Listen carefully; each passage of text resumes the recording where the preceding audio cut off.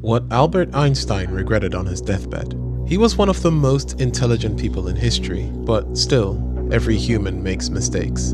So what did he regret, and what lessons can we take from this for our own lives? First of all, he regretted the way he treated the people around him. As a child, Einstein wasn't the genius that pop culture makes him out to be. He was quiet and slow to speak. Here's a clip of Walter Isaacson, who spent years exploring Einstein's personal letters.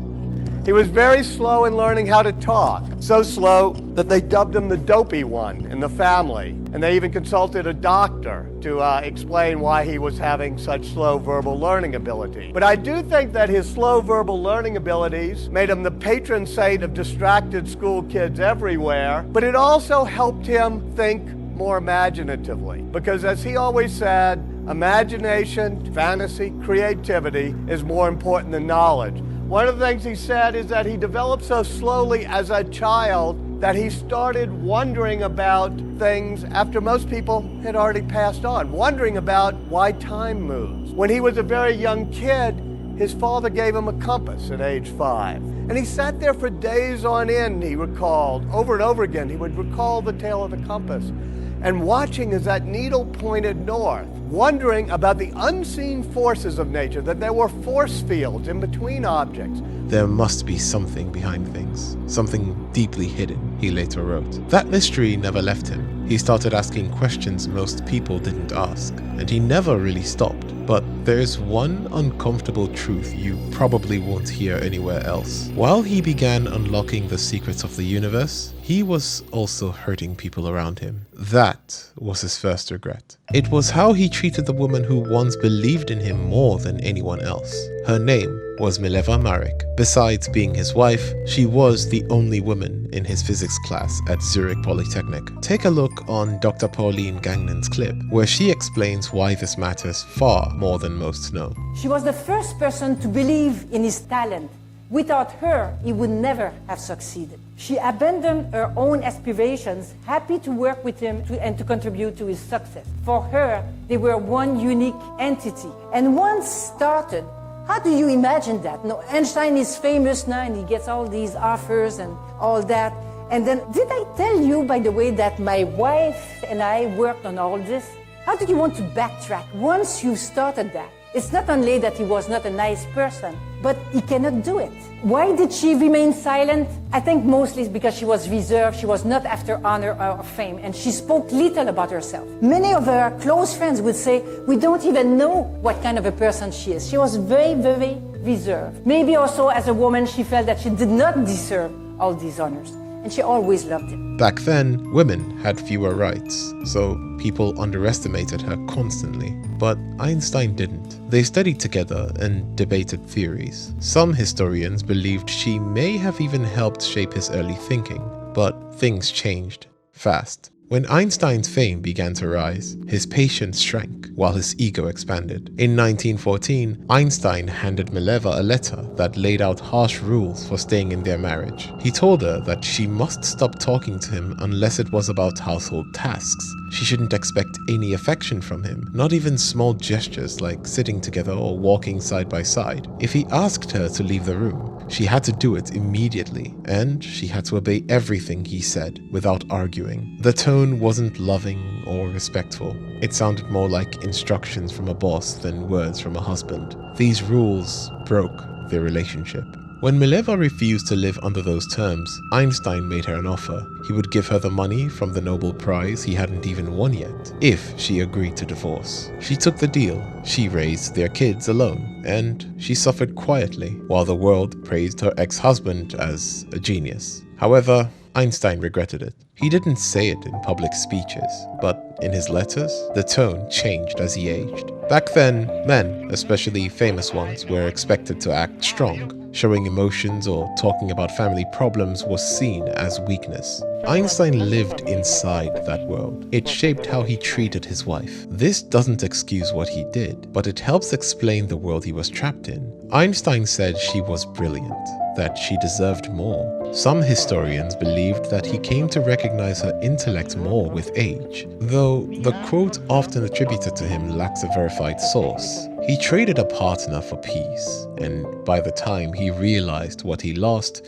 it couldn't be fixed. That marriage left emotional damage. But what if I told you Einstein had a daughter, one he never spoke of again? There was someone Einstein never mentioned publicly, not in interviews, not in speeches, not even in later letters. A daughter. Her name was Liesel. In 1902, before Einstein and Mileva were married, she gave birth to her first child, a girl, born in Serbia, where Mileva's parents lived. The pregnancy had been kept secret. Einstein was still chasing a career, still financially unstable. A child out of wedlock with a woman some of his family didn't approve of? That didn't fit the life he was building. So Liesel stayed with Mileva's family. We don't know exactly what happened to her. The records vanish. Some scholars believe she died of scarlet fever around her first birthday. Others think she may have been given up for adoption. What we do know is this: Einstein never saw her again.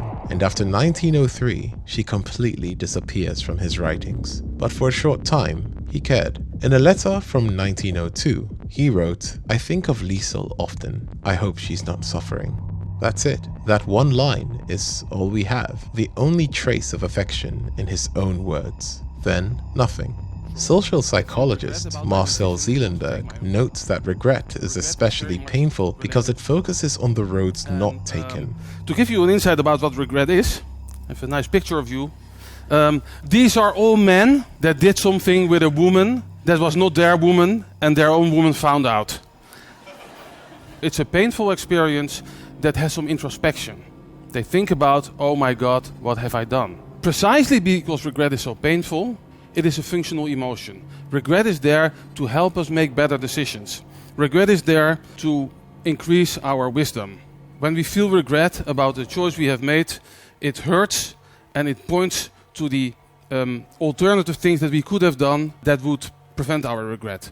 Einstein felt that pain deeply, but with no formulas to fix it. He would go on to become the most recognizable scientist in history, but Liesel, she was erased. And that silence was the regret. For decades, he lived as if Liesel never existed. She disappeared from his life, but the children who stayed didn't get much closer. Albert Einstein had 2 sons, and with both, his love was real, but deeply flawed. The first, Hans Albert, followed in his father's footsteps. He became a respected scientist in his own right, but their relationship was complicated. Einstein constantly criticized his choices, from whom he married to how he raised his own children. They spoke, yes, but it was never warm.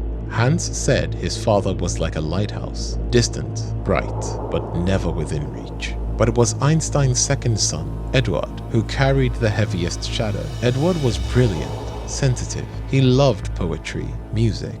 He wanted to become a psychiatrist, but in his early 20s, things changed. He began showing signs of mental illness, eventually diagnosed as schizophrenia. And in 1933, when Einstein fled Europe to escape the Nazi rise, he left Edward behind in a psychiatric institution in Zurich. After emigrating to the United States in 1933, Einstein never visited Edward in person again, though he continued to send money, letters, and maintained correspondence. But he never returned to Switzerland to see his son, never sat with him, never looked him in the eyes. He once admitted, "I do not socialize because social encounters would distract me from my work, and I really only live for that." That choice gave us relativity. It came at the cost of connections. To him, conversations about feelings were interruptions. He could map gravity, but he couldn't map another person's sorrow. Later in life, he told a close friend, "Edward is a wound that never healed." And to another, "Sometimes I wonder whether I ran from him out of fear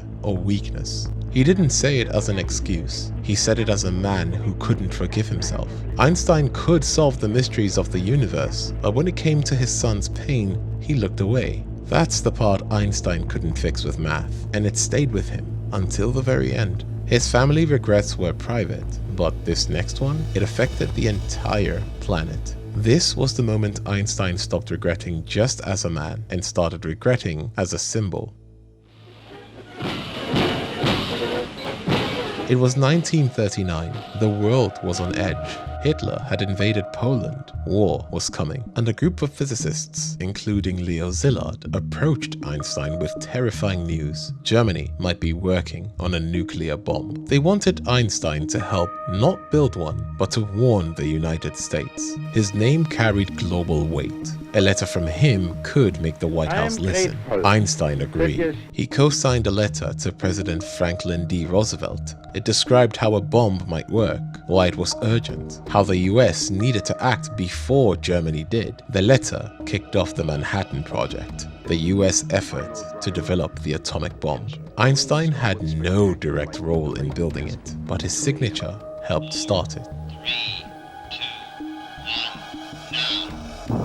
And when Hiroshima and Nagasaki were destroyed in 1945, Einstein was horrified.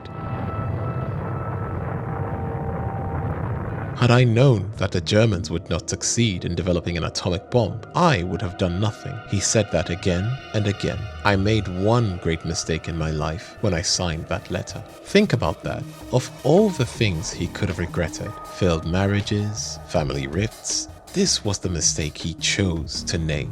Not for attention, but because he truly believed he had helped unleash something humanity wasn't ready for. He felt guilty for arming war. For the rest of his life, Einstein tried to reverse course. He campaigned for nuclear disarmament. He warned against the arms race. He begged leaders to step back from the edge. But it was too late to take it back, and Einstein knew it. He once told friends that working made him feel like his life had meaning, like a safe place away from pain. Whenever grief or guilt showed up, he went right back into his ideas, back into his mind, where things felt more under control. If I had time, I would think, not feel. But even after changing the world, Einstein felt something was wrong. The world loved the symbol, but they lost the man. Einstein, one of the most recognizable faces on Earth. The wild hair, the mustache, the tongue photo. It became a cartoon, but behind the smile and the camera flashes, Einstein hated it. He once said, "The exaggerated esteem in which my life work is held makes me very ill at ease. I feel compelled to think of myself as an involuntary swindler." He wasn't being dramatic, but honest, because the more famous he got, the more invisible he felt. People stopped seeing the real man, the one who struggled with guilt. They saw a symbol, a genius. He became the wise old professor in everyone's mind. Not because it was who he was, but because it was what they wanted him to be. Freut es Sie hier in Amerika wieder zu sein. Wenn ich Sie sehe, sicher.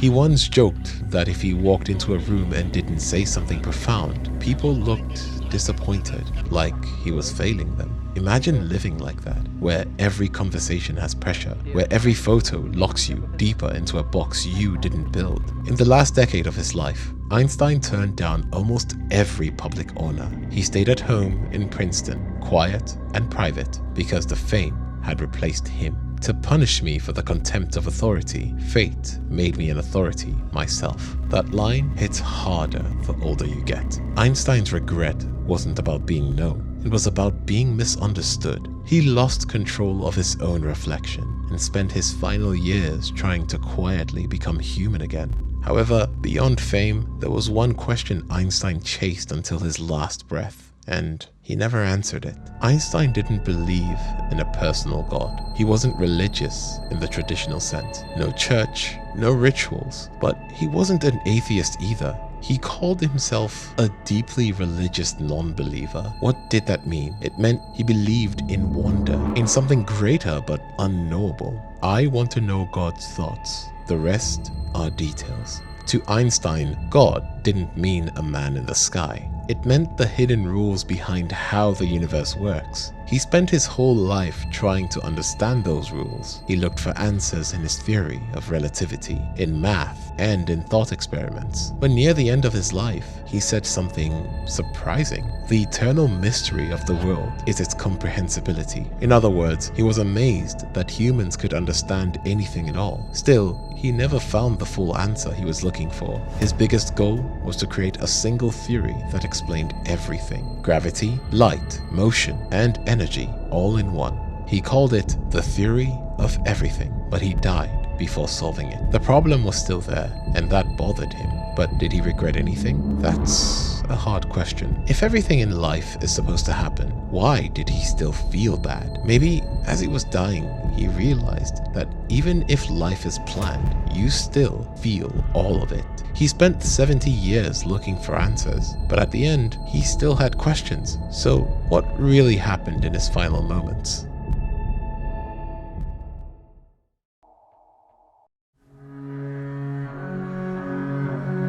In April of 1955, Albert Einstein's aorta, the main artery from his heart, ruptured. Doctors offered surgery. He said, "No, it is tasteless to prolong life artificially. I have done my share. It is time to go." That was his mindset. He returned to Princeton Hospital knowing he wouldn't leave it again. And what did he do? Knowing the end was near? He read, he played the violin, he scribbled equations in bed, chasing answers he knew he might never find. But most of the time, he just stared out the window. He wasn't surrounded by crowds, just a few staff, a few friends, and the pages of unfinished thoughts. And in the final months of his life, he tried to make one last correction. Together with philosopher Bertrand Russell, Einstein signed a document that was about survival. The last act of his life, the day before he died, was to agree to sign and to inform Bertrand Russell that he would be a willing signer of the so-called Russell-Einstein Manifesto of 1955, which was a call upon the scientific community worldwide, from East and West, to come together, to meet together, and to discuss logically and dispassionately the dangers of nuclear war, the dangers which had arisen from scientific developments, and what steps needed to be taken to overcome these dangers. He never wrote a will about his regrets. He never recorded a last speech. He didn't even leave clear instructions for his remains. And in those final hours, something strange happened. A nurse stayed by his side as his breathing slowed. He opened his mouth. He said something, a sentence, maybe more, but it was in German, and the nurse didn't speak German, so his final words were never understood. They vanished into the air, just like him. The man who explained the universe left this world with unspoken words. And maybe that was the point. Maybe that was the ending he chose. Maybe he knew the nurse didn't speak German. But what makes Einstein's final moments even more powerful is that his regret wasn't just about his life. It reached beyond him, into our time, into the dangers we still face. And few people have captured that better than Noam Chomsky. Albert Einstein produced an appeal, a joint appeal to the people of the world, in which they said, to all of us, you have a choice that is stark, unavoidable. The question is, will you eliminate war, or will you eliminate the human race? Those are your choices. And now, especially in the crisis over Ukraine, with its missile defense systems, the borders of Russia, it's a threatening situation. Einstein didn't spend his final days showing off how smart he was. He spent them hoping the world wouldn't forget how to care. In conclusion, Einstein was just a boy with a compass. He held it, curious why the needle moved. He wasn't thinking about fame, Nobel Prizes, or nuclear weapons. He was thinking about how the world works. The same curiosity pushed him to change physics, but it also pulled him away from people. By the time he was in Princeton, old and alone, he wasn't chasing scientific breakthroughs anymore. He was sitting in silence, thinking about the people he had hurt and the future he had helped create. Because Einstein didn't just regret his mistakes in his personal life, he also saw the consequences of his discoveries being used for destruction. And his final years weren't spent celebrating genius. They were spent warning humanity not to forget its soul. So what does that tell us? That intelligence doesn't guarantee a meaningful life, that impact isn't the same as connection, and that even one of the smartest people in history died wondering if he had lived the right way. So ask yourself, are you chasing the right things? Or are you going to end up with success and still feel regret? I encourage you to share this video with someone you care about, someone who's making similar mistakes and might be inspired by this story to change. Because if one of the smartest people in history got it wrong, then your friend for sure is too, and I mean that in the kindest way.